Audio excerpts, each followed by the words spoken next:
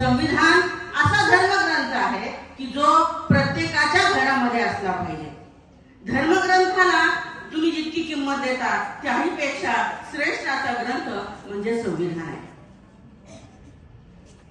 संविधान निर्मितीला वर्ष किती लागले, संविधान कसं निर्माण झालं, याच्या अनेक गोष्टी तुम्ही ऐकताय.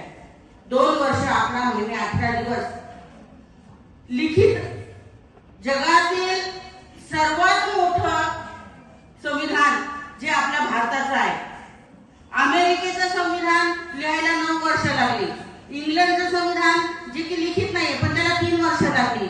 अनेक देशांच्या संविधानाचा अभ्यास केल्यानंतर भारताचं संविधान तयार झालेलं आहे.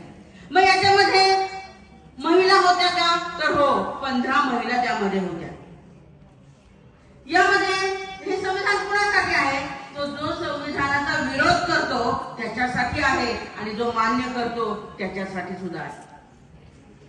खरं तर विरोध करण्यासाठी याच्यामध्ये काहीच नाही. संविधानाने काय दिलंय, संविधानाने जगण्याचा अधिकार दिलाय. जगण्यासाठी काय लागतंय तर आपलं बोलणं, राहणं, खाणं, सगळ्या गोष्टी या संविधानाच्या अंतर्गत येतात. अनेक कायदे, अनेक परिशिष्ट या पुस्तकामध्ये लिहिलेली आहे. मुद्दाम तुमच्या समोर पुस्तक ठेवलेलं आहे, तुम्ही बघू शकताय, त्याला हात लावू शकताय. या